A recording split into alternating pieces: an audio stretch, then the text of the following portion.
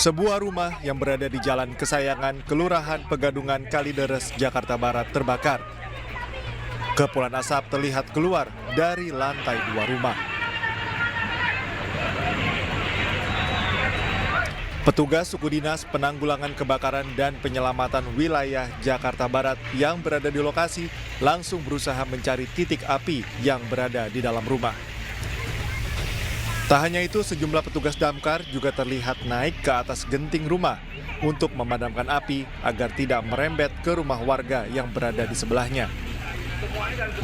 Menurut salah seorang penghuni rumah, diduga kebakaran akibat hubungan arus pendek listrik. Ya awalnya pas adanya turun, itu bau kayak korsleting listrik gitu kan. Akhirnya dia ngomong ke teteh, itu bau apa? Nah akhirnya teteh ngecek tuh ke atas, ternyata ada bau korsleting. Beruntung tak ada korban jiwa maupun luka dalam peristiwa ini. Petugas menerjunkan 4 mobil pemadam berserta puluhan personil agar api berhasil dipadamkan. Dari Jakarta, Rizky Faluvi, iNews melaporkan.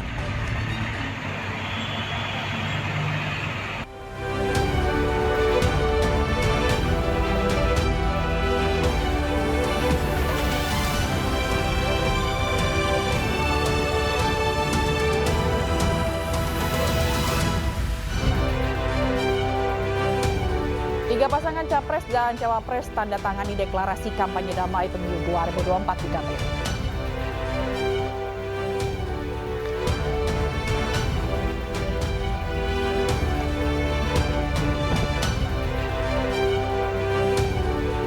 Bawaslu panggil Asosiasi Pemerintah Desa seluruh Indonesia terkait dugaan pelanggaran pemilu.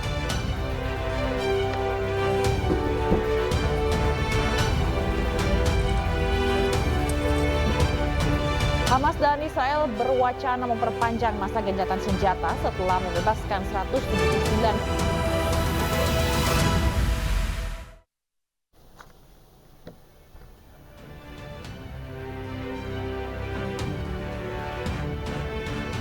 Halo, selamat sore pemirsa. Demikian tadi berita pilihan iNews Sore bersama saya Fazilah Kaironisa. Kita awali iNews Sore hari ini dengan informasi 3 pasangan calon presiden dan calon wakil presiden untuk pemilu 2024 menghadiri deklarasi kampanye damai di gedung KPU Jakarta.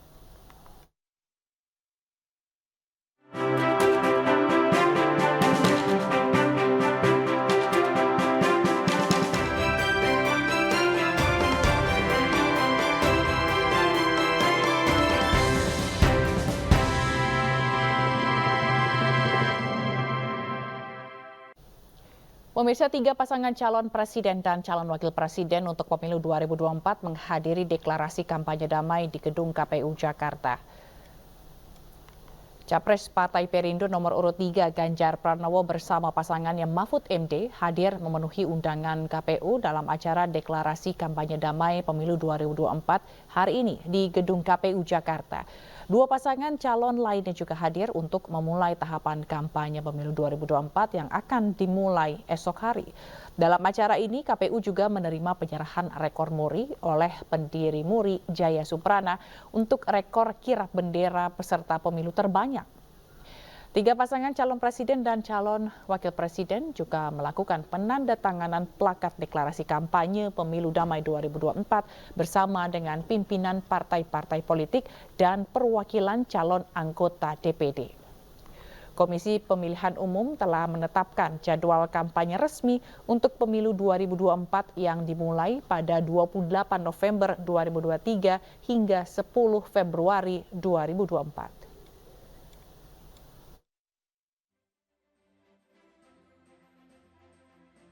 Baik, kami mengucapkan terima kasih dan lanjutkan dengan Ketua Umum Partai untuk pemilu tahun 2024, kita dapat bertemu di sini bersilaturahim dalam rangka untuk melaksanakan deklarasi kampanye pemilu damai tahun 2024 dalam kondisi sehat walafiat. Bapak, Ibu, Saudara sekalian yang kami hormati, pada kesempatan ini adalah momentum yang penting sebagai sesama anak bangsa, sebagai sesama peserta pemilu. Baru saja kita saksikan bersama-sama telah meneguhkan niat dan menyatakan sikap untuk bersama-sama berkolaborasi, bergandengan tangan untuk menyelenggarakan pemilu berdasarkan azas pemilu langsung, umum, bebas, rahasia, jujur, dan adil. Demikian pula ada komitmen yang dinyatakan para peserta pemilu untuk bersama-sama melaksanakan pemilu yang sehat, melaksanakan kampanye yang sehat, tidak saling mengumbar kenegatifan lawan politiknya, tapi mempromosikan dirinya, menunjukkan hal-hal baik dirinya, karena pada dasarnya kampanye adalah upaya untuk meyakinkan pemilih untuk memilih peserta pemilu karena aspek-aspek positif, keunggulan-keunggulan kompetitif yang dimiliki oleh masing-masing peserta pemilu. Apakah itu partai politik, apakah itu pasangan calon presiden dan wakil presiden. Ibu, Bapak, saudara sekalian, kami meyakini sebagaimana yang tertera salah satu simbol yang digunakan oleh KPU, pemilu sebagai sarana integrasi bangsa. Mengapa ini kami rumuskan? Di antara yang paling penting adalah nanti pada hari Rabu tanggal 14 Februari tahun 2024 semua partai politik untuk di semua tingkatan, apakah DPR RI, DPRD provinsi, dan DPRD kabupaten kota, pasti saling bersaing, saling berkompetisi untuk mendapatkan simpati, dukungan, dan suara dari rakyat yang bisa dikonversi untuk menjadi perolehan kursi baik DPR RI, DPRD provinsi maupun DPRD kabupaten kota. Semua bersaing, semua berkompetisi. Namun dalam jangka waktu 35 hari ke depan, sekitar tanggal 20 Maret 2024, sudah ada kegiatan penetapan hasil pemilu nasional. Dalam hal ini adalah hasil berupa perolehan suara semua partai politik untuk semua tingkatan lembaga perwakilan, semua pasangan calon presiden yang ditetapkan oleh KPU. Pada saat itu akan diketahui partai politik apa di DPRD provinsi dan kabupaten mana memperoleh suara. Dan pemirsa, kita akan mendengar pernyataan dari Ketua Umum Partai Perindo yang hadir dalam Rakernas Relawan Se-Pulau Jawa di Kemayoran, Jakarta. Sehingga mereka menjadi mesin ekonomi bersama-sama dengan yang ada saat ini, membangun Indonesia untuk Indonesia emas. Dan itu saya yakini, kita yakini hanya ada di Ganjar dan Mahfud. Next. Kalau kita tidak bisa mengatasi tadi, asumsi tadi itu tidak bisa kita capai. Ada bahaya yang tidak kita sadari, Indonesia bisa jatuh ke dalam middle income trap atau perangkap pendapatan menengah. Artinya kita tidak bisa mentas menjadi negara maju, kita negara berkembang terus seperti Argentina. Bayangkan di tengah pertumbuhan penduduk yang pesat, di tengah masyarakat kita yang masih banyak tidak punya pekerjaan, kita tidak mentas menjadi negara maju, akan membahayakan adik-adik dan anak kita di kemudian hari. Inilah alasan utama saya terus terang saja akhirnya pilihannya jatuh kepada Ganjar Mahfud. Setuju? Penyebab ancaman pendapatan menengah atau middle income trap karena ketimpangan ekonomi yang tidak terselesaikan, pendidikan dan produktivitas yang rendah tidak ditingkatkan, kemudian tentunya industrialisasi yang tidak mengarah kepada penciptaan lapangan kerja yang masif. Berikutnya. Oke, saya ingin meringkas. Itulah kenapa pilihannya ada di Ganjar Mahfud. Yang pertama, kenapa kita yakin Ganjar Mahfud bisa lebih baik daripada yang lain? Yang pertama, Ganjar Mahfud tidak ada beban masa lalu. Setuju? Yang kedua, Ganjar Mahfud memiliki pengalaman yang lengkap. Pak Ganjar, DPR RI 2 periode, gubernur 2 periode. Legislatif sudah, eksekutif juga sudah. Dan Jawa Tengah yang penduduknya nomor 3 paling besar di Indonesia. Bukan daerah kecil. Kemudian Pak Mahfud lengkap ditambah yudikatif, pernah sebagai ketua MK, menteri, sudah bolak-balik sejak zaman Gus Dur, anggota DPR juga pernah. Sehingga secara pengalaman mereka berdua itu tidak perlu kita ragukan. Ingat, Indonesia tidak boleh dibawa ke spekulasi. Kita harus punya pemimpin yang pasti. Ini penting. Saya mengenal beliau berdua, gaya hidupnya sederhana. Sederhana. Coba lihat harta kekayaan yang tidak banyak, padahal pernah menduduki jabatan yang tinggi dengan kekuasaan yang besar, tapi tidak untuk membangun dirinya sendiri. Sampai hari ini masih sederhana, tidak mengejar harta, dan jujur. Coba lihat, kampanyenya tidak ini gratis, ini gratis, ini gratis. Gratis, gratis, gratis semua. Uangnya siapa? Saya latar belakang ekonomi. Kalau terlalu banyak uang dia murahkan gratis, itu ngambil uang pembangunan. Jatah uang pembangunan akan diambil. Sehingga pertumbuhan ekonomi pasti tidak bisa tinggi. Artinya itu menjadi biaya masa depan. Sulit Indonesia bisa maju kalau terlalu banyak bagi-bagi. Apalagi banyak korupsi. Dan saya yakin, saya pengusaha latar belakangnya, kalau pimpinan tidak membangun dirinya sendiri, pasti keputusannya diambil secara objektif. Objektif penting, bisa salah, tapi pasti ada improvisasi untuk memperbaiki terus. Tapi kalau keputusan adalah kepentingan, beda lagi. Jadi itulah alasan yang melatar belakangi kenapa harus Ganjar Mahfud. Berikutnya, ini bonus. Kalau tadi itu yang bisa betul-betul membawa kita menjadi Indonesia emas. Kalau ini bonus, Ganjar Mahfud kesehatan bagus, betul? Saya pernah lari bareng sama Pak Ganjar dan 5 kilo non-stop. Dan kita perlu pemimpin yang staminanya bagus. Kenapa? Untuk membangun Indonesia yang emas bukan hanya dibutuhkan kepandaian, tapi dibutuhkan stamina dan kerja keras. Siapa yang bisa? Hanya Ganjar Mahfud. Ini penting. Kita orang Timur, budaya Timur sayang keluarga. Betul? Itu ada di Ganjar Mahfud.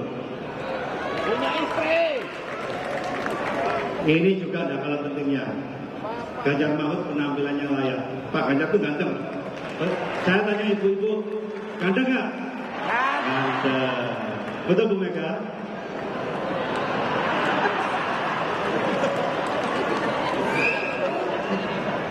Ini bonusnya. Jadi sudah secara kapasitas kita yakin, tapi ada bonus-bonus tambahan. Berikutnya. Jadi kesimpulan, apakah kita yakin hanya Ganjar Mahfud yang mampu menjadikan Indonesia emas? Luar biasa. Makanya relawan kita semua harus bersatu padu dan kita tambah terus relawannya makin banyak. Supaya harus menang. Menang itu harus. Jangan sampai Indonesia emas kita menjadi tanda tanya. Dan kita harus yakini kelebihan-kelebihan Ganjar Mahfud supaya militansi kita maksimal. Dan ingat, satu putaran. Setuju? 50%. Baiklah, saya rasa cukup sekian. Nanti minta wejangan dari Ibu Mega. Ibu Mega ini orang hebat. Beliau ini hebat. Saya makin bergaul dengan beliau. Beliau adalah negarawati ya, Bu, ya, yang punya prinsip. Punya prinsip, tidak belok-belok. Luar biasa. Sebelum saya tutup, izinkan saya berpantun. karena rekan saya Pak Asad berpantun.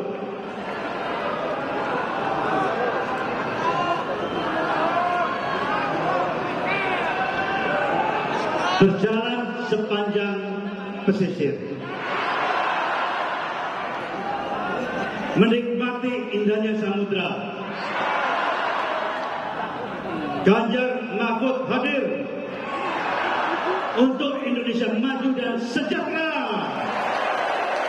Ayo kita berjuang, harus menang. Ganjar Mahfud menang, menang, menang. Sekian, terima kasih. Wassalamualaikum warahmatullahi wabarakatuh. Om Santi, Santi, Santi. Baik, terima kasih. Pemirsa, kita akan kembali ke informasi deklarasi kampanye damai pemilu 2024. Komisi Pemilihan Umum mendapat penghargaan dari Museum Rekor Indonesia atau MURI, kirap bendera pemilu secara estafet melalui daerah terbanyak. Kita sambut 18 bendera partai politik. Pendiri MURI Jaya Suprana yang turut hadir dalam acara deklarasi kampanye damai pemilu 2024 menyatakan rekor MURI yang diberikan kepada KPU bukan hanya rekor nasional, melainkan dunia.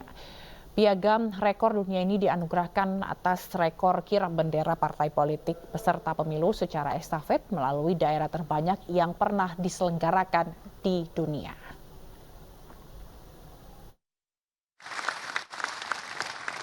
Anda membuat saya ini jelas bukan rekod sembarang rekod. Dan bukan rekod Indonesia, tetapi rekod dunia.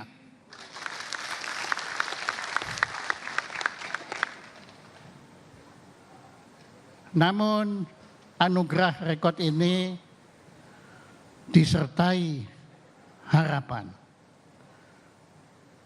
Tolong KPU, Anda benar-benar selenggarakan pemilu 2024 sebagai pemilu damai. Itu yang didambakan oleh seluruh bangsa itu. Dan untuk mengetahui informasi selengkapnya terkait deklarasi kampanye damai pemilu 2024, kami telah terhubung dengan rekan Hadisti Arifa di gedung KPU RI. Selamat sore, Disti. Bagaimana kondisi di sana pasca tadi penandatanganan deklarasi?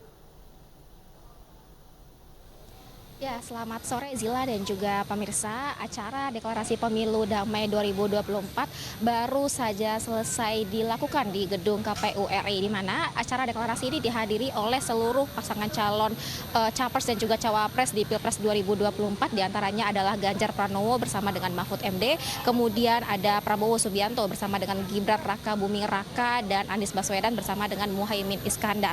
Dan dari pantauan kami, situasi saat ini memang acara telah selesai dilakukan dan tamu undangan juga mulai membubarkan diri.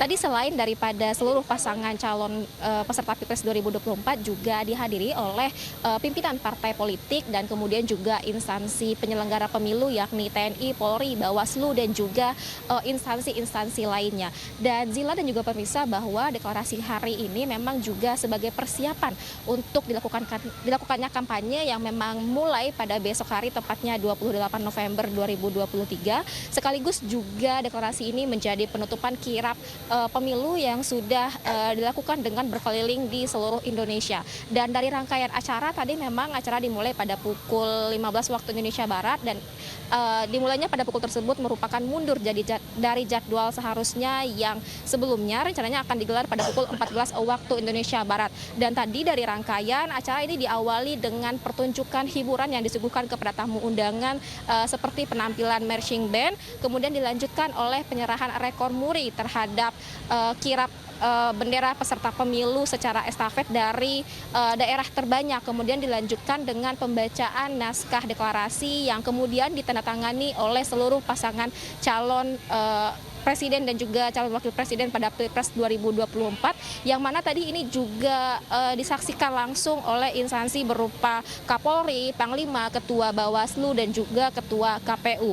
Dan situasi saat ini pun di depan gedung KPU RI sudah terlihat mulai kondusif, namun lalu lintas ini masih dalam kondisi yang ditutup karena tadi kita ketahui bahwa lalu lintas di depan gedung KPU RI memang dilakukan penutupan dari kedua arah, baik itu menuju ke Bundaran HI atau ke Jalan MH Tamrin ataupun menuju ke arah Menteng, di mana memang penutupan ini dilakukan pada pukul 12 waktu Indonesia Barat hingga pukul 18 waktu Indonesia Barat.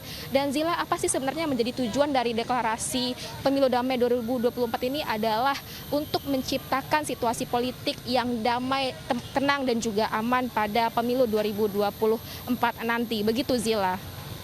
Jadi kalau Anda menyaksikan tadi deklarasi kampanye Pemilu Damai 2024 ini, apa poin-poin yang tadi disepakati oleh ketiga pasangan calon dan juga partai-partai peserta pemilu?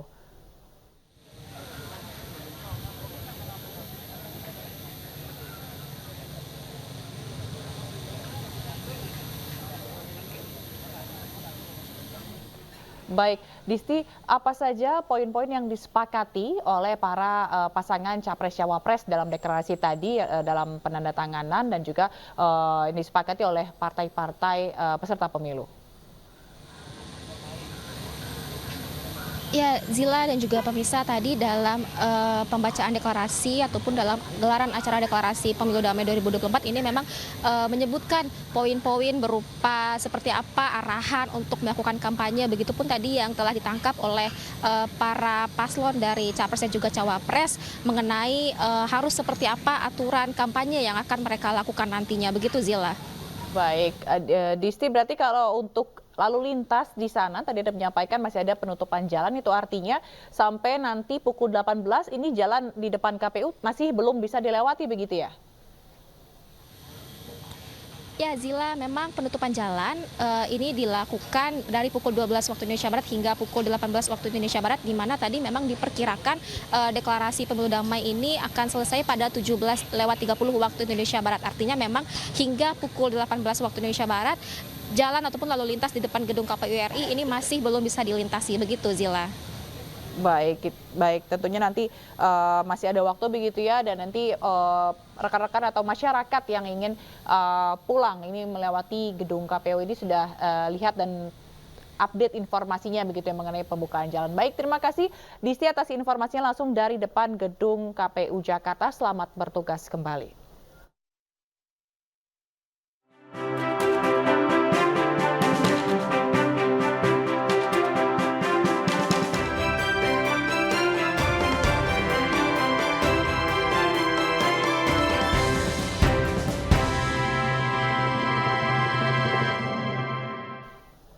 Pemirsa, hari ini Bawaslu panggil Abdesi terkait dugaan pelanggaran acara Desa Bersatu. Informasinya akan hadir usai jeda.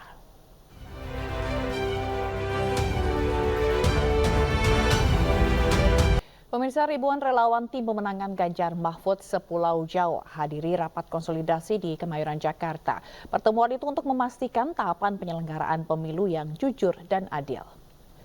Sebanyak 2.500 relawan pendukung pasangan Capres-Cawapres nomor urut 3, Ganjar Pranowo dan Mahfud MD sepulau Jawa menghadiri rapat konsolidasi nasional di Kemayoran, Jakarta, Senin siang. Rakornas juga dihadiri oleh Ketua Umum dari Partai Pengusung Ganjar Mahfud. Dalam Rakornas ini, relawan menerima pemaparan dari sejumlah instansi, diantaranya KPU, Bawaslu, dan Komnas HAM. Pemaparan tersebut untuk menghadapi masa kampanye yang akan dimulai pada 28 November 2023 hingga 10 Februari 2024. Pasangan Capres-Cawapres nomor urut 3, Ganjar Pranowo dan Mahfud MD, rencananya akan memberikan penghargaan atau pengarahan kepada relawan untuk menjalankan kampanye dengan solid dan bersinergi memenangkan Ganjar Pranowo dan Mahfud MD di pemilu 2024.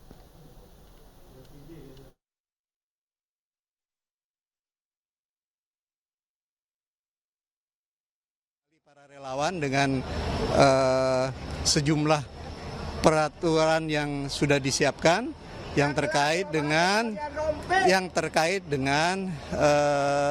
pelaksanaan pemilu 2024. Nah, yang ketiga tentu ini adalah hal yang paling penting karena dalam Rakornas ini juga akan dibicarakan hal-hal strategis apa saja yang harus dilakukan oleh para relawan terkait dengan upaya pemenangan pemilu 2024. Dan untuk mengetahui informasi selengkapnya, kami telah terhubung dengan rekan Ahmad Muharlin di J-Expo Kemayoran, Jakarta. Selamat sore Muharlin, bagaimana kondisi Rakornas Relawan Sepulau Jawa ini?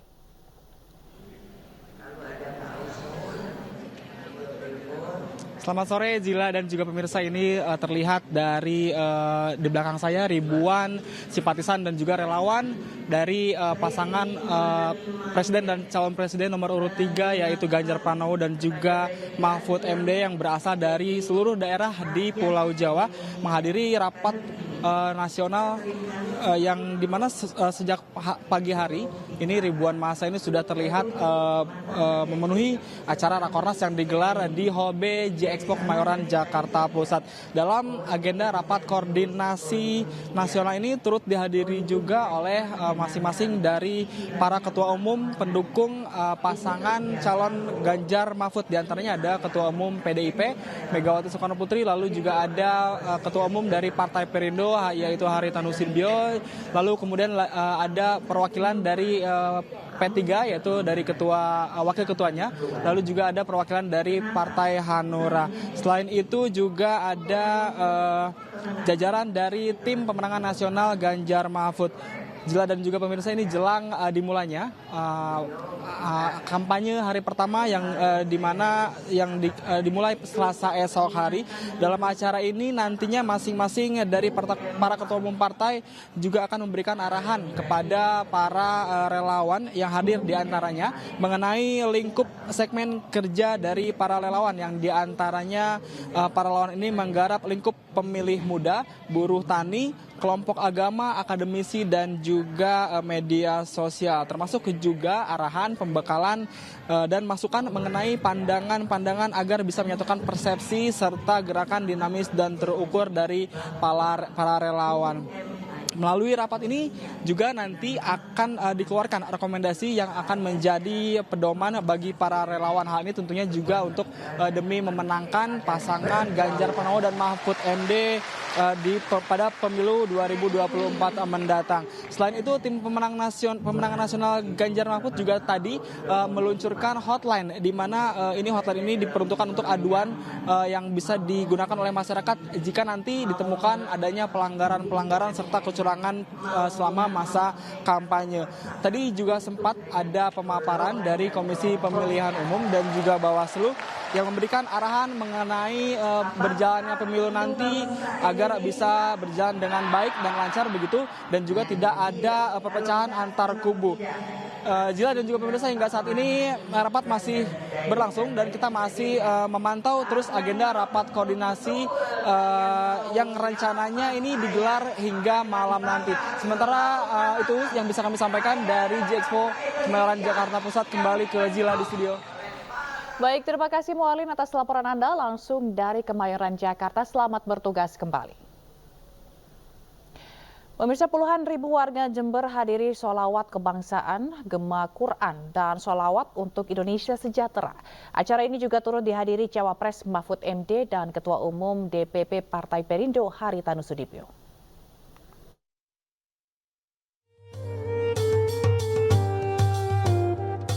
Puluhan ribu warga Kabupaten Jember larut dalam lantunan sholawat yang digelar oleh MNC TV di lapangan Jember Edu Garden, Kabupaten Jember, Jawa Timur. Acara akbar sholawat kebangsaan, gema Quran, dan sholawat untuk Indonesia Sejahtera ini digelar untuk mendoakan bangsa Indonesia agar selalu aman dan damai. Ini untuk kesejukan batin kita. Ini bersatu lintas partai, lintas golongan, lintas sekte dan sebagainya itu bersatu. Ini kan sholawat kebangsaan itu untuk doa untuk kedamaian, untuk kenyamanan, untuk kesejukan, untuk kerukunan. Itu intinya sholawat itu. Saya tidak perlu ngulang karena Pak Mahfud sudah jelaskan, yang jelas sangat sukses. Ini banyak sekali, 50.000 ada. Dan yang saya sangat impress, sangat menghargai ya. Sangat santun, tenang, duduk semua rapi begitu. Sholawat yang dihadiri oleh Ketua Harian Nasional DPP Partai Perindo TGB Muhammad Zainul Majdi ini juga diwarnai dengan pemecahan rekor muri. Museum Rekor Indonesia memberikan penghargaan pemecahan rekor muri Khatam Al-Quran oleh 750 qori. yang diprakasai oleh Faida selaku Ketua DPW Partai Perindo Jawa Timur. Dari Kabupaten Jember, Jawa Timur, Maria Elizabeth dan Suryadi, iNews melaporkan. Menjelang kampanye pemilu 2024 mendatang, Bawaslu bersama kepolisian dan kejaksaan hadirkan rapat koordinasi deklarasi pemilu damai 2024. Dalam kesempatan ini, Bawaslu bersama TNI dan Polri menandatangani komitmen netralitas TNI Polri dalam penyelenggaraan pemilu 2024.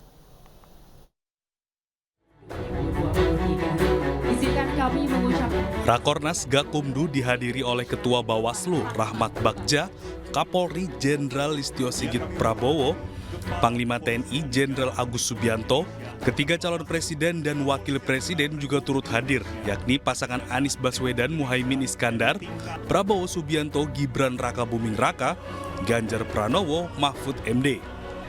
Rakornas Gakumdu juga bertujuan meningkatkan solidaritas sekaligus menyamakan pemahaman persepsi dalam sebuah penegakan hukum pemilu dalam mewujudkan keadilan pemilu.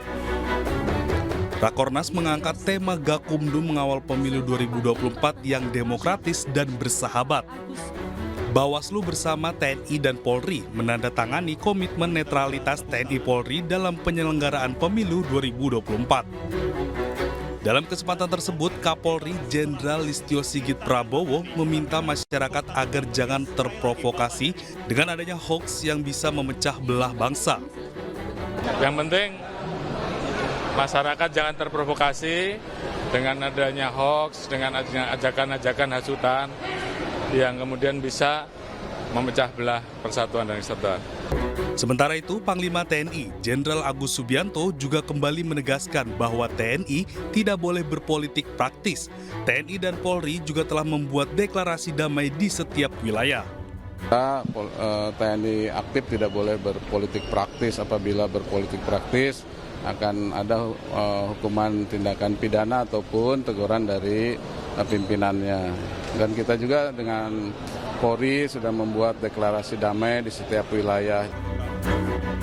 Acara yang diselenggarakan Bawaslu bersama kepolisian dan kejaksaan ini bertujuan untuk mempersiapkan penyelenggaraan kampanye pemilu 2024 agar berjalan netral dan damai. Tim Liputan iNews melaporkan.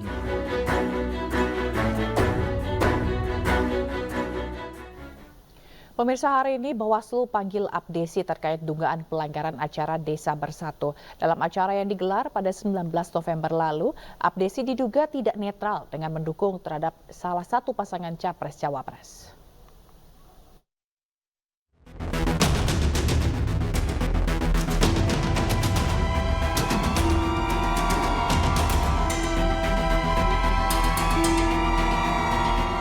Bawaslu hari ini memanggil Asosiasi Pemerintah Desa Seluruh Indonesia atau APDESI untuk dimintai keterangan terkait dugaan pelanggaran pemilu yang berkaitan dengan netralitas kepala desa di acara Desa Bersatu yang digelar pada 19 November lalu di Gelora Bung Karno. Pelaporan dilakukan sebelumnya oleh Aliansi Masyarakat Pemilu Jurdil. AMPPJ melaporkan ketua hingga sekretaris panitia acara serta Gibran yang juga hadir dalam acara tersebut. Acara silaturahmi nasional perangkat desa yang dihadiri oleh Prabowo Gibran berbuntut panjang. Tim pemenangan nasional Ganjar Mahfud mencium aroma pelanggaran pada acara tersebut. Banyaknya bukti yang diduga acara tersebut mengarahkan dukungan terhadap capres. Selain video amatir yang banyak beredar di media sosial, tanda pengenal peserta juga bertuliskan Desa Bersatu Deklarasi Nasional mendukung Prabowo Gibran. Padahal perangkat desa seharusnya bersikap netral dalam Pilpres, karena perangkat desa lazim direkrut sebagai panitia penyelenggara pemilu di TPS. Bahkan aturan netralitas aparatur sipil negara sudah jelas tercantum dalam Undang-Undang Nomor 6 Tahun 2014. Tim Liputan iNews melaporkan. Untuk menciptakan pemilu 2024 yang damai dan kondusif, aparatur sipil negara, TNI, dan Polri harus menjamin netralitas. Sejumlah larangan pun wajib dipatuhi untuk mencegah kesalahpahaman hingga potensi kecurangan dalam gelaran pemilu.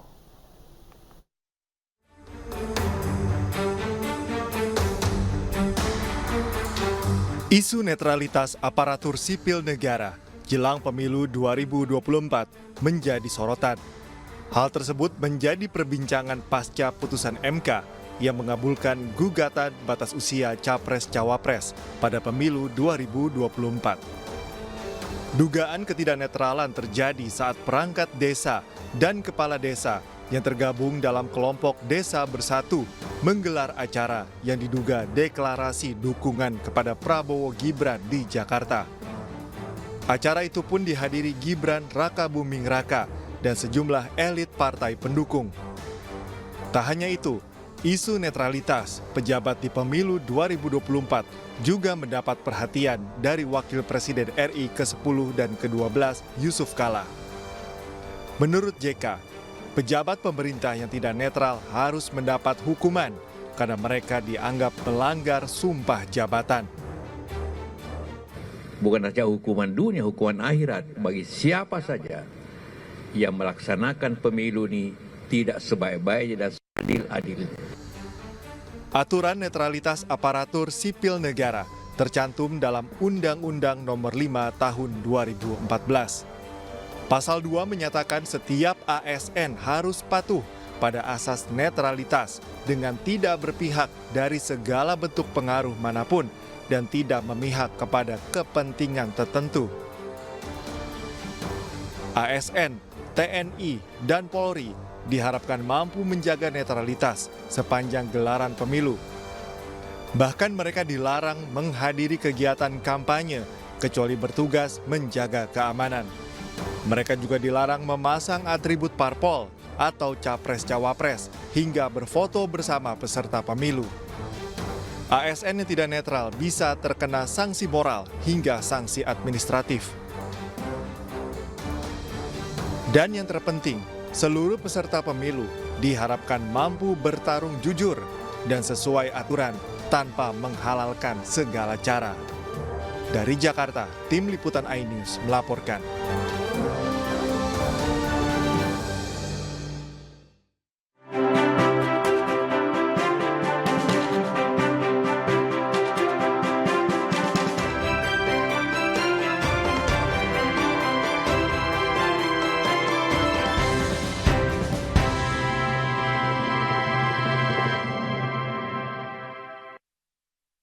Acara ini dipersembahkan oleh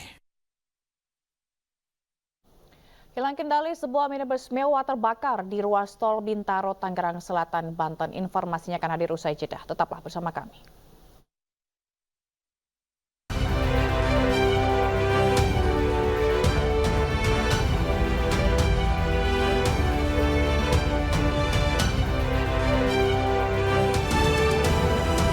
Hilang kendali sebuah minibus mewah terbakar di ruas tol Bintaro, Tangerang Selatan, Banten. Meski tidak menimbulkan korban jiwa, namun kerugian ditaksir mencapai ratusan juta rupiah.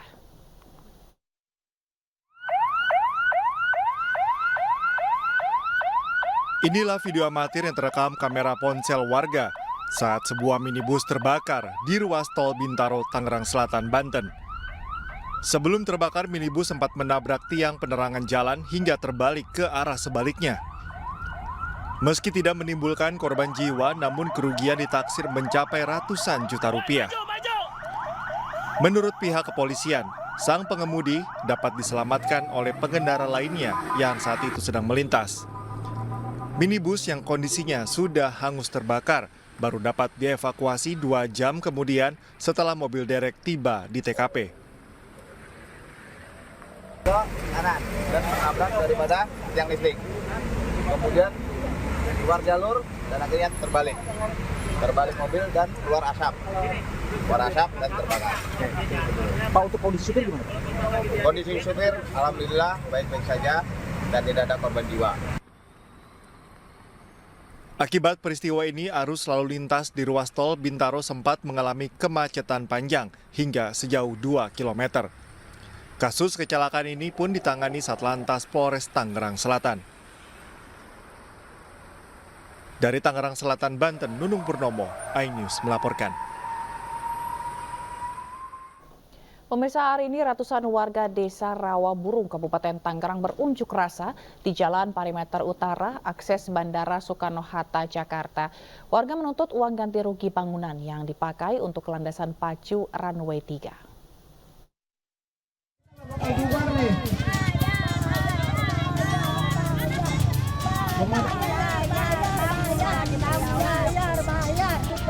Itulah tuntutan sejumlah warga yang berunjuk rasa di Jalan Perimeter Utara akses menuju Bandara Soekarno-Hatta, Jakarta, Senin siang.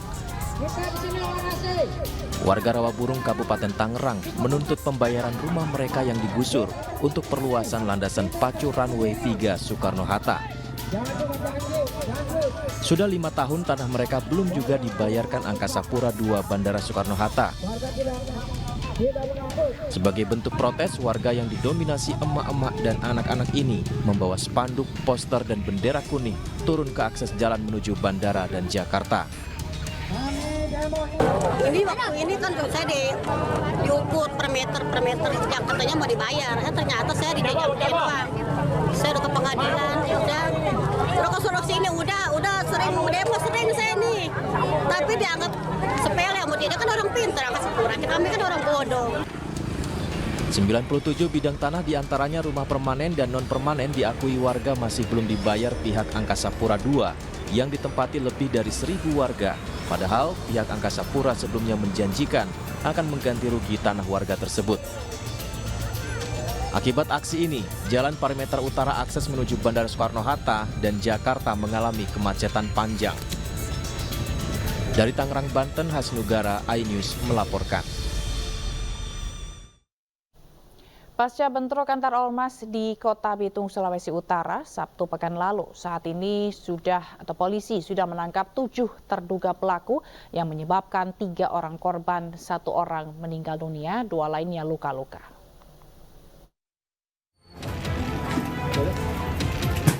Polres Bitung dan Polda Sulut berhasil mengungkap para terduga pelaku bentrokan antar ormas yang terjadi di Kota Bitung Sabtu sore lalu.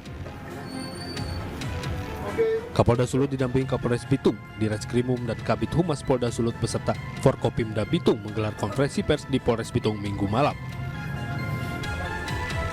7 terduga pelaku berhasil ditangkap, diantaranya pria berinisial RP dan HP yang diduga melakukan penganiayaan di TKP Sari Kelapa, Kelurahan Bitung Timur.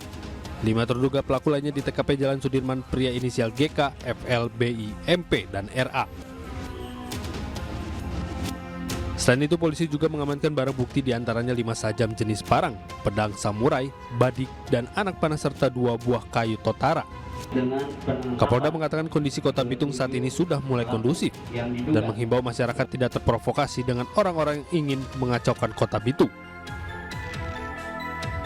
Kami tentu sangat berterima kasih yang pertama kepada seluruh masyarakat di Kota Madya Bitung yang telah bersama-sama ikut menjaga, berpartisipasi untuk bisa mendukung pelaksanaan tugas baik dari TNI, Polri maupun pemerintah Kota Madya Bitung untuk menjaga situasi ini. Tidak hanya masyarakat, termasuk juga para tokoh, tokoh adat, tokoh agama, dan tokoh masyarakat dibuktikan bahwa kemarin malam sudah dilakukan pertemuan dan sudah ada komitmen, ada kesepakatan untuk tidak memperpanjang masalah ini dan kemudian mempercayakan proses penyelesaiannya dilakukan secara prosedur hukum. Sebelumnya bentrokan terjadi antar 2 ormas di pusat Kota Bitung, Sulawesi Utara, Sabtu sore kemarin. Bentrokan diduga terjadi karena adanya kesalahpahaman antara 2 kubu ormas saat saling melintas. Akibat peristiwa ini, 2 warga dikabarkan mengalami luka-luka sementara 1 warga lainnya meninggal dunia. Dari Bitung, Sulawesi Utara, Francis Darungo, iNews melaporkan. Presiden Joko Widodo melantik Nawawi Pomolago sebagai Ketua Komisi Pemberantasan Korupsi sementara menggantikan Firly Bahuri. Nawawi mengaku tugas berat yang diemban para pimpinan KPK saat ini adalah mengembalikan kepercayaan publik terhadap KPK.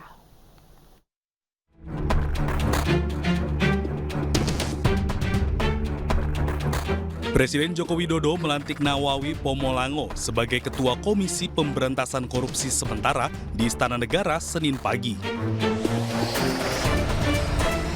Penunjukan Nawawi dilakukan setelah Jokowi menekan keputusan Presiden pemberhentian sementara Firly Bahuri. Firly Bahuri menjadi tersangka kasus dugaan pemerasan dan gratifikasi terhadap ex-Menteri Pertanian Syahrul Yassin Limpo. Nawawi merupakan satu dari 5 orang yang dipilih Komisi 3 DPR untuk menjabat sebagai pimpinan KPK periode 2019 hingga 2023. Satu hal yang paling sangat menjadi beban di kita adalah tergerusnya rasa kepercayaan masyarakat, dan itu yang menjadi modal lembaga ini selama itu, dan itu yang tergerus, dan itu yang menjadi pekerjaan berat. Nawawi Pomolango lahir di Manado 28 Februari 1962. Pada 2010 hingga 2012 ia menjabat sebagai Ketua Pengadilan Negeri Poso. 2011 hingga 2013 menjabat Ketua PN Jakarta Timur. 2016 menjadi Hakim Tinggi PN Denpasar. Dan pada 2019 hingga 2023 menjabat Wakil Ketua KPK. Nawawi Pomolango tercatat memiliki total nilai harta kekayaan 3,7 miliar rupiah per Januari 2023. Dari Jakarta, Tim Liputan iNews melaporkan.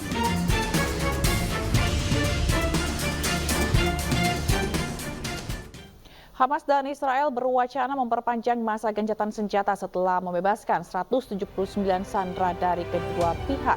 Informasinya sesaat lagi.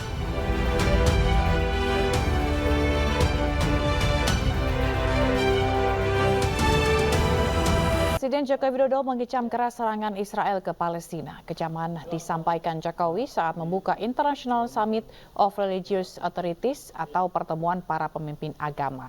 Dalam acara ini, Jokowi juga menekankan pentingnya gencatan senjata secara permanen. Tidak masuk di nalar, sungguh tidak masuk di dalam nurani kita.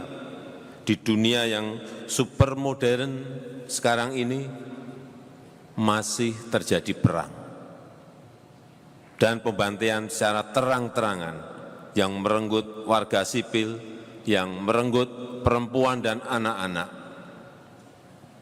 Tragedi kemanusiaan di Palestina tidak bisa ditolerir sedikit pun. Gencatan senjata harus segera dilakukan, bantuan kemanusiaan harus dipercepat, dan perundingan damai harus segera dimulai. Indonesia meyakini bahwa kemerdekaan adalah hak segala bangsa dan hal tersebut tegas dinyatakan dalam Konstitusi Indonesia. Indonesia juga memiliki pengalaman panjang dalam merajut keberagaman, dalam menjembatani perbedaan-perbedaan, dan dalam mempersatukan kemajemukan.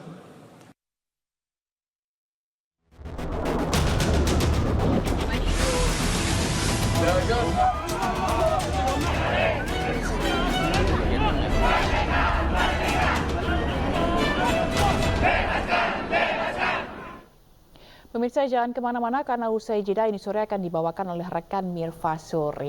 Selamat sore Mirva. Ya, selamat sore Zila dan juga pemirsa. Yang nantinya akan ada di iNews sore usai jeda. Ya, nantinya akan ada mengenai calon presiden Partai Perindo Ganjar Pranowo yang bersilaturahmi ke rumah mantan Kapolri Jenderal Hugeng Iman Santoso. Selengkapnya sesaat lagi.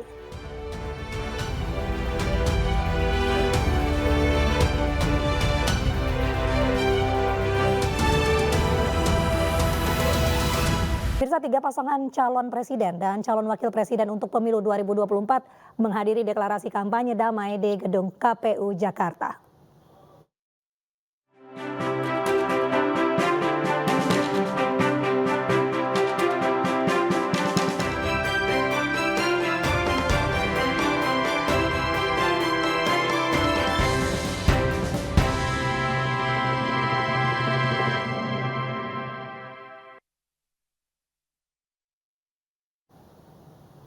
Capres Partai Perindo nomor urut 3, Ganjar Pranowo bersama pasangannya Mahfud MD hadir memenuhi undangan KPU dalam acara deklarasi kampanye damai pemilu 2024 hari ini di gedung KPU Jakarta.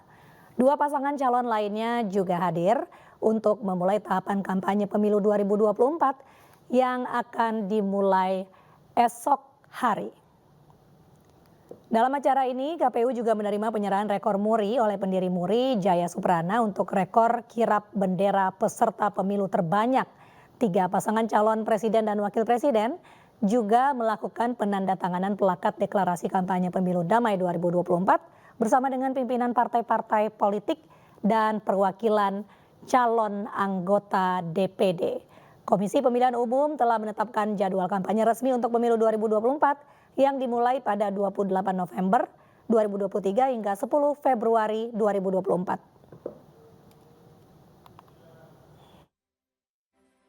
Kampanye untuk pemilu tahun 2024 kita dapat bertemu di sini bersilaturahim dalam rangka untuk melaksanakan deklarasi kampanye pemilu damai tahun 2024 dalam kondisi sehat walafiat.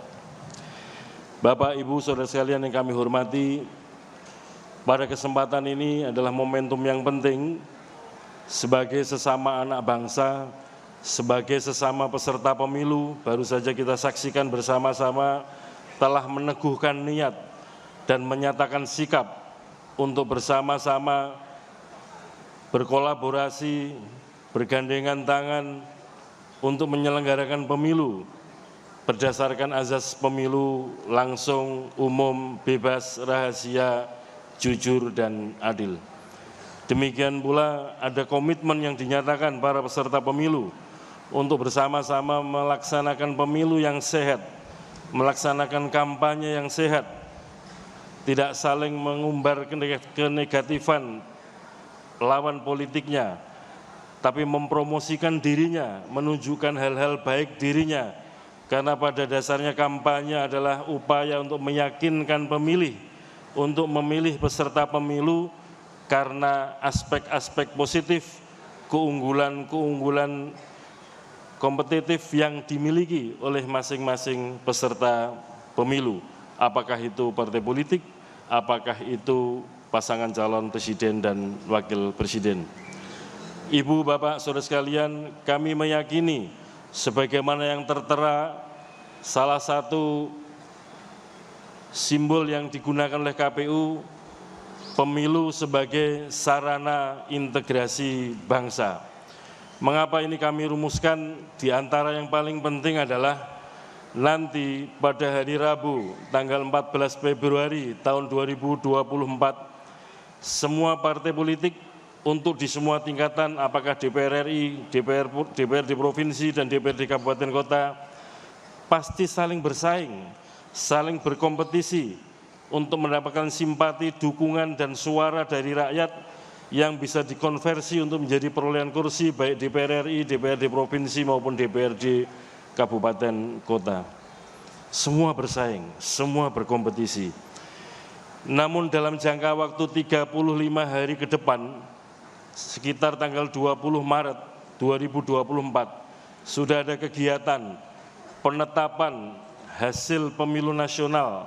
Dalam hal ini adalah hasil berupa perolehan suara semua partai politik untuk semua tingkatan lembaga perwakilan, semua pasangan calon presiden yang ditetapkan oleh KPU. Pada saat itu akan diketahui partai politik apa di DPRD provinsi dan kabupaten mana memperoleh suara dan memperoleh kursi berapa. Ini akan digunakan sebagai modal untuk pencalonan kepala daerah yang dilaksanakan pada tahun 2024.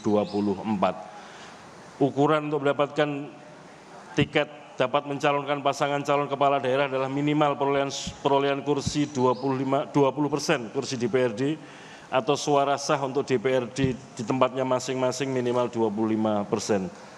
Betul bahwa tanggal 14 Februari 2024 saling berkompetisi, saling meraih simpati untuk mendapatkan perolehan suara dan kursi sebanyak-banyaknya. Namun demikian kami meyakini gesekan-gesekan tidak akan terjadi secara keras, karena nanti begitu tanggal 20 Maret 2024 partai politik masing-masing akan sama-sama memeriksa apakah memperoleh suara atau kursi batas minimal untuk pencalonan kepala daerah. Bila tidak, Ya pemirsa, pada deklarasi kampanye damai pemilu 2024, KPU mendapat penghargaan dari Museum Rekor Indonesia atau MURI, kirap bendera pemilu secara estafet melalui daerah terbanyak. Pendiri MURI Jaya Suprana yang turut hadir dalam acara deklarasi kampanye damai pemilu 2024 menyatakan, rekor MURI yang diberikan kepada KPU bukan hanya rekor nasional, melainkan dunia.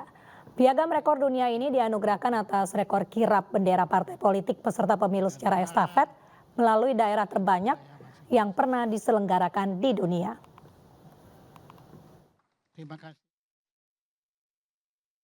Rekor hari ini jelas bukan rekor sembarang rekor. Dan bukan rekor Indonesia, tetapi rekor dunia.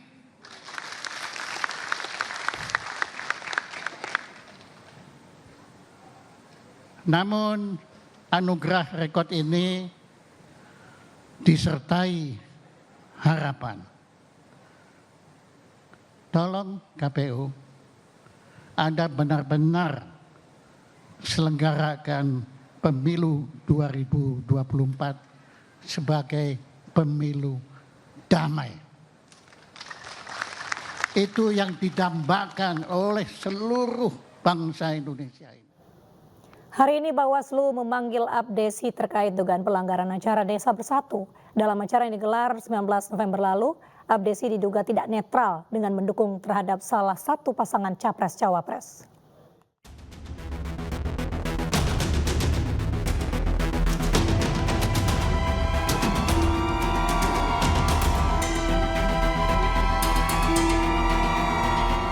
Bawaslu hari ini memanggil Asosiasi Pemerintah Desa Seluruh Indonesia atau APDESI untuk dimintai keterangan terkait dugaan pelanggaran pemilu yang berkaitan dengan netralitas kepala desa di acara Desa Bersatu yang digelar pada 19 November lalu di Gelora Bung Karno. Pelaporan dilakukan sebelumnya oleh Aliansi Masyarakat Pemilu Jurdil. AMPPJ melaporkan ketua hingga sekretaris panitia acara serta Gibran yang juga hadir dalam acara tersebut. Acara silaturahmi nasional perangkat desa yang dihadiri oleh Prabowo Gibran berbuntut panjang. Tim pemenangan nasional Ganjar Mahfud mencium aroma pelanggaran pada acara tersebut. Banyaknya bukti yang diduga acara tersebut mengarahkan dukungan terhadap capres. Selain video amatir yang banyak beredar di media sosial, tanda pengenal peserta juga bertuliskan Desa Bersatu Deklarasi Nasional mendukung Prabowo Gibran. Padahal perangkat desa seharusnya bersikap netral dalam Pilpres, karena perangkat desa lazim direkrut sebagai panitia penyelenggara pemilu di TPS.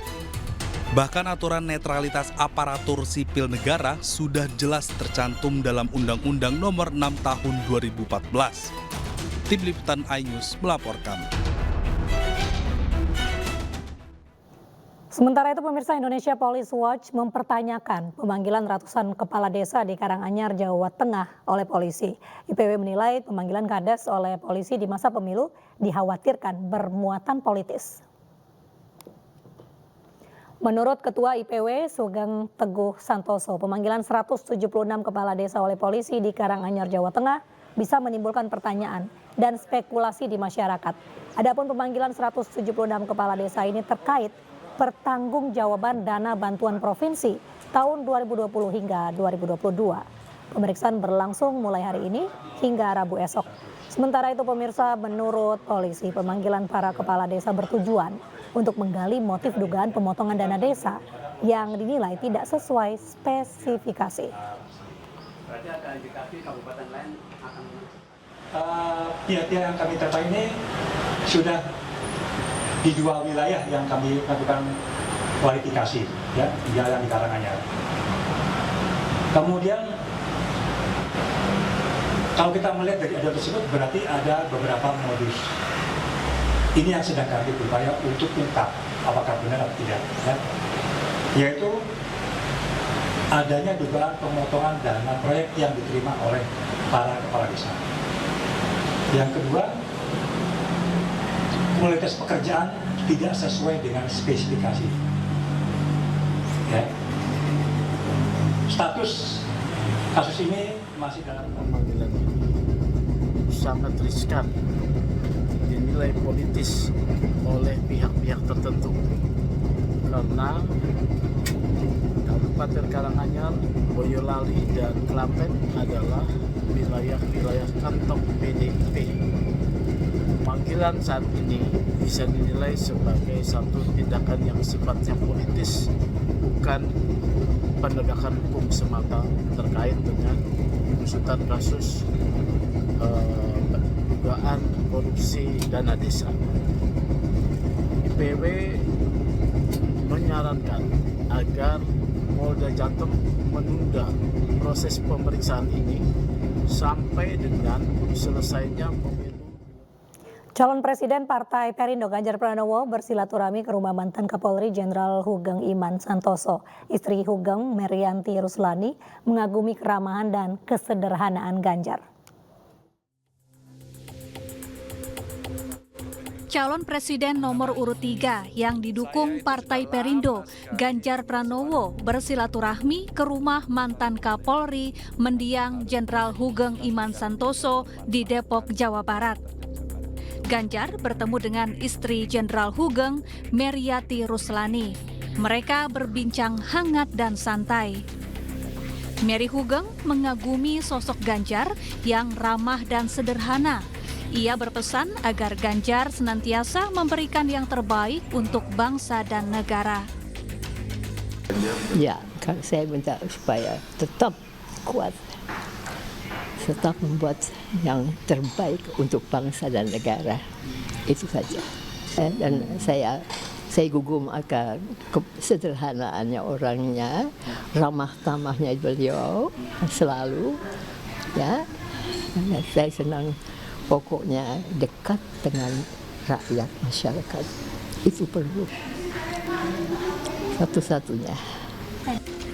Sementara Ganjar mengagumi Jenderal Hugeng karena dinilai sebagai polisi panutan yang dikenal jujur dan sederhana.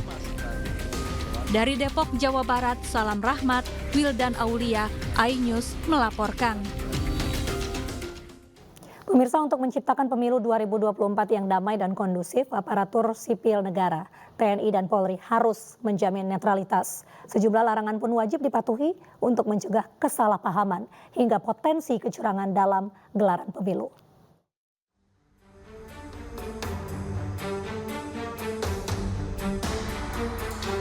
Isu netralitas aparatur sipil negara jelang pemilu 2024 menjadi sorotan. Hal tersebut menjadi perbincangan pasca putusan MK yang mengabulkan gugatan batas usia Capres-Cawapres pada pemilu 2024. Dugaan ketidaknetralan terjadi saat perangkat desa dan kepala desa yang tergabung dalam kelompok Desa Bersatu menggelar acara yang diduga deklarasi dukungan kepada Prabowo Gibran di Jakarta.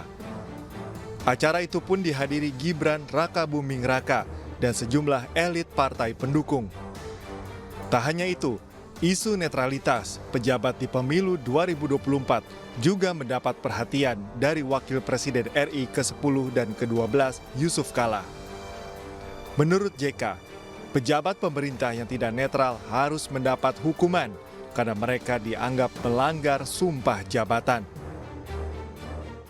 Bukan saja hukuman dunia, hukuman akhirat bagi siapa saja yang melaksanakan pemilu ini tidak sebaik-baiknya dan seadil-adil.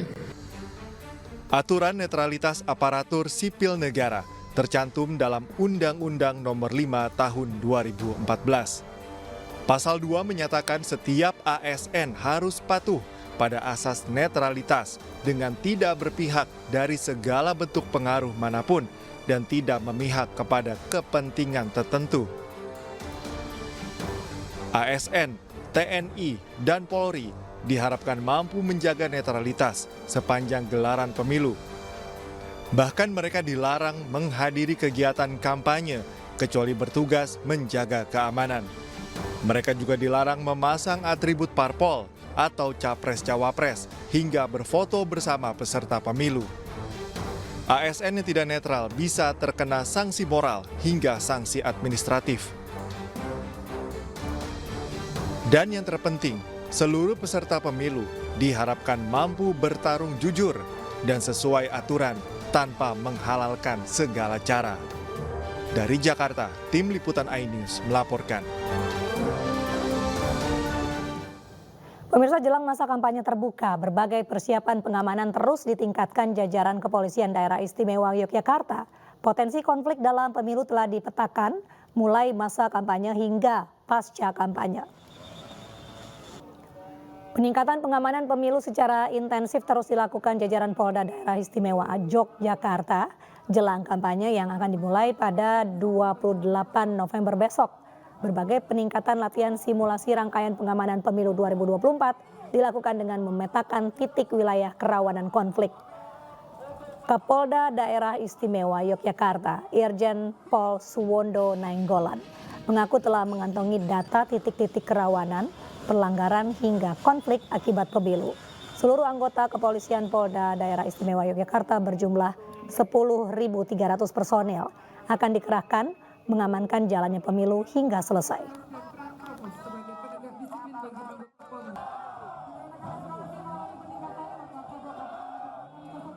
Kita laksanakan dengan mengacu kepada indeks kerawanan yang dikeluarkan oleh Bawaslu tahun lalu dan juga kerawanan dari Intelkam kita. Lalu dengan dasar kerawanan itu kita melakukan asesmen, melihat dengan tujuannya aman. Nah, kita berangkat dari situ, kita menentukan cara.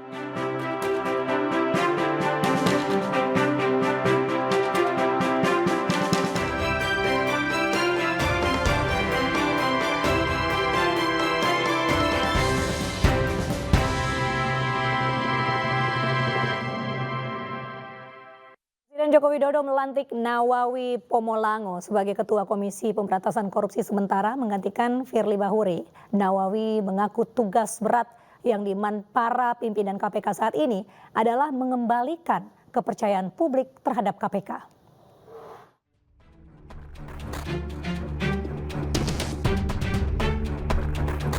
Presiden Joko Widodo melantik Nawawi Pomolango sebagai Ketua Komisi Pemberantasan Korupsi sementara di Istana Negara Senin pagi. Penunjukan Nawawi dilakukan setelah Jokowi menekan keputusan Presiden pemberhentian sementara Firly Bahuri. Firly Bahuri menjadi tersangka kasus dugaan pemerasan dan gratifikasi terhadap ex-Menteri Pertanian Syahrul Yassin Limpo. Nawawi merupakan satu dari 5 orang yang dipilih Komisi 3 DPR untuk menjabat sebagai pimpinan KPK periode 2019 hingga 2023. Satu hal yang paling sangat menjadi beban di kita adalah tergerusnya rasa kepercayaan masyarakat, dan itu yang menjadi modal lembaga ini selama itu, dan itu yang tergerus, dan itu yang menjadi pekerjaan berat. Nawawi Pomolango lahir di Manado 28 Februari 1962. Pada 2010 hingga 2012 ia menjabat sebagai Ketua Pengadilan Negeri Poso.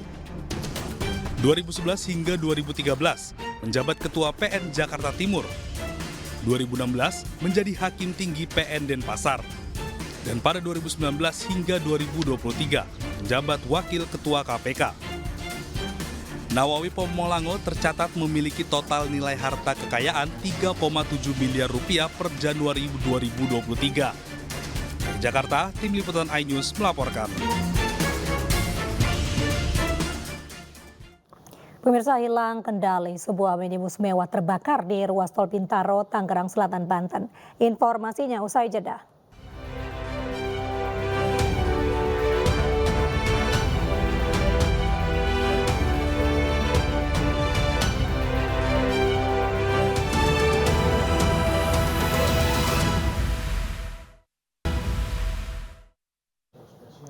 Anda kembali di iNews Sore bersama saya Mirva Suri. Pemirsa, hilang kendali, sebuah minibus mewah terbakar di ruas tol Bintaro, Tangerang Selatan, Banten.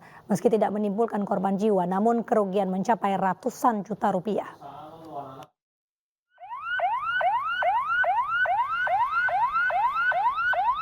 Inilah video amatir yang terekam kamera ponsel warga saat sebuah minibus terbakar di ruas tol Bintaro, Tangerang Selatan, Banten.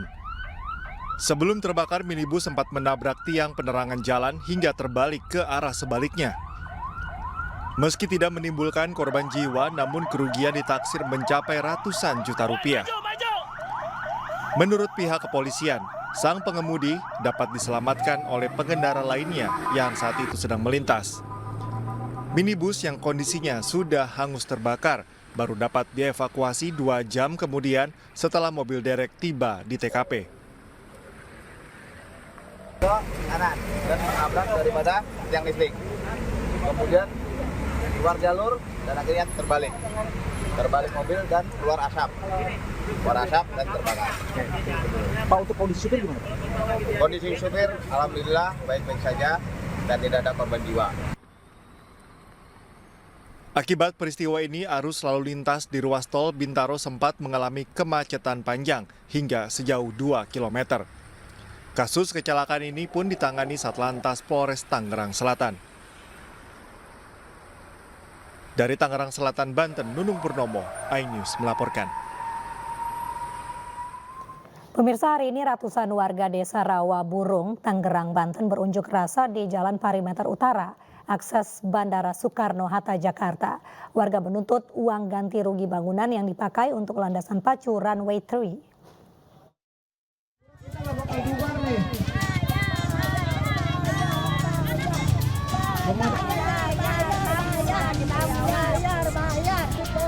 Itulah tuntutan sejumlah warga yang berunjuk rasa di Jalan Perimeter Utara akses menuju Bandara Soekarno-Hatta, Jakarta, Senin siang. Warga Rawaburung, Kabupaten Tangerang menuntut pembayaran rumah mereka yang digusur untuk perluasan landasan pacu runway 3 Soekarno-Hatta. Sudah 5 tahun tanah mereka belum juga dibayarkan Angkasa Pura II Bandara Soekarno-Hatta. Sebagai bentuk protes, warga yang didominasi emak-emak dan anak-anak ini membawa spanduk, poster, dan bendera kuning turun ke akses jalan menuju bandara dan Jakarta. Ini waktu ini kan saya diukur per meter yang katanya mau dibayar. Ternyata saya dijajakin uang. Saya udah ke pengadilan, udah ke suruh sini, udah sering demo saya nih. Tapi dianggap sepele, mau tidak kan orang pintar, Angkasa Pura. Kami kan orang bodoh. 97 bidang tanah diantaranya rumah permanen dan non-permanen diakui warga masih belum dibayar pihak Angkasa Pura II yang ditempati lebih dari 1.000 warga. Padahal pihak Angkasa Pura sebelumnya menjanjikan akan mengganti rugi tanah warga tersebut. Akibat aksi ini, Jalan Perimeter Utara akses menuju Bandara Soekarno-Hatta dan Jakarta mengalami kemacetan panjang. Dari Tangerang, Banten, Hasnugara, iNews melaporkan. Kita beralih ke informasi di mana polisi telah menangkap 7 terduga pelaku pada saat bentrok antar ormas di Kota Bitung, Sulawesi Utara. Dalam bentrokan itu 3 orang jadi korban, 1 orang meninggal dunia, 2 lainnya terluka.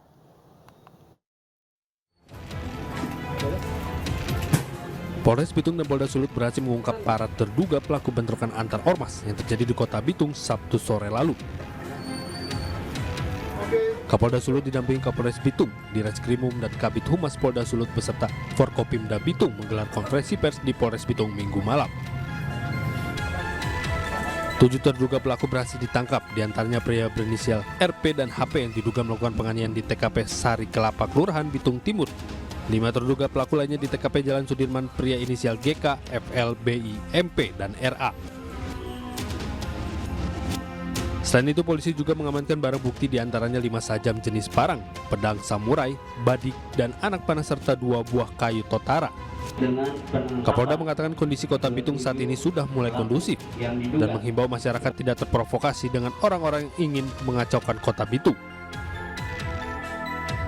Kami tentu sangat berterima kasih yang pertama kepada seluruh masyarakat di Kota Madiang Bitung yang telah bersama-sama ikut menjaga, berpartisipasi untuk bisa mendukung pelaksanaan tugas baik dari TNI, Polri maupun pemerintah Kota Madiang Bitung untuk menjaga situasi ini.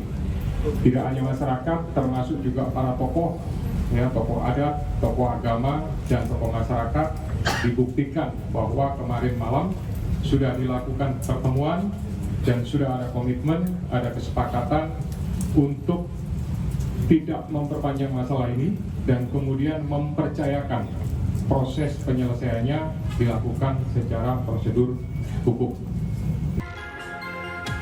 Sebelumnya bentrokan terjadi antar dua ormas di pusat kota Bitung, Sulawesi Utara, Sabtu sore kemarin. Bentrokan diduga terjadi karena adanya kesalahpahaman antara dua kubu ormas saat saling melintas. Akibat peristiwa ini, dua warga dikabarkan mengalami luka-luka sementara satu warga lainnya meninggal dunia. Dari Bitung, Sulawesi Utara, Francis Darungo, iNews melaporkan. Sebuah rumah 2 lantai di kawasan Kalideres, Jakarta terbakar. Kebakaran diduga akibat korsleting listrik.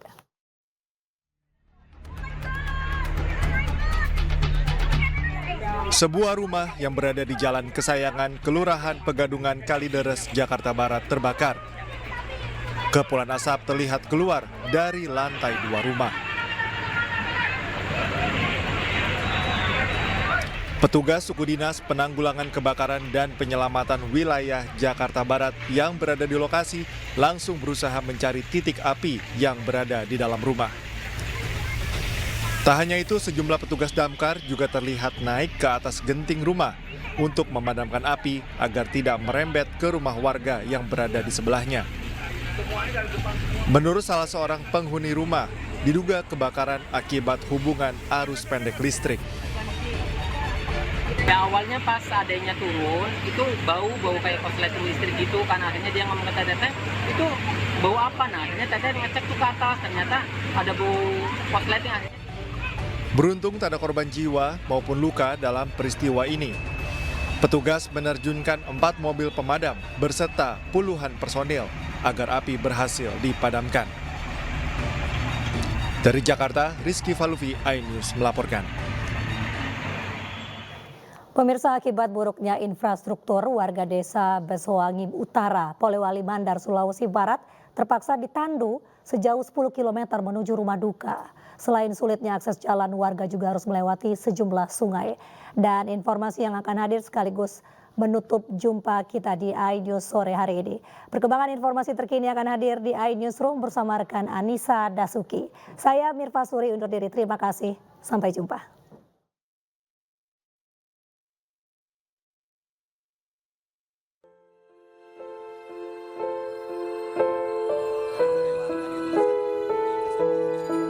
Jenazah Arju, warga desa Besowangi Utara, Polewali Mandar, Sulawesi Barat, terpaksa harus diturunkan dari ambulans dan berganti ditandu warga dengan alat seadanya menuju rumah duka akibat buruknya infrastruktur.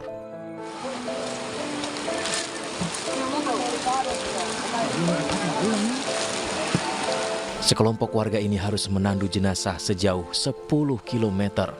Selain buruknya akses jalan, warga juga harus melewati sungai berarus deras. Kasih tahu masyarakat ini saja larikan mayat ini karena untuk menjaga ini karena hujan masyarakat sungai besar tidak bisa menyeberang itu.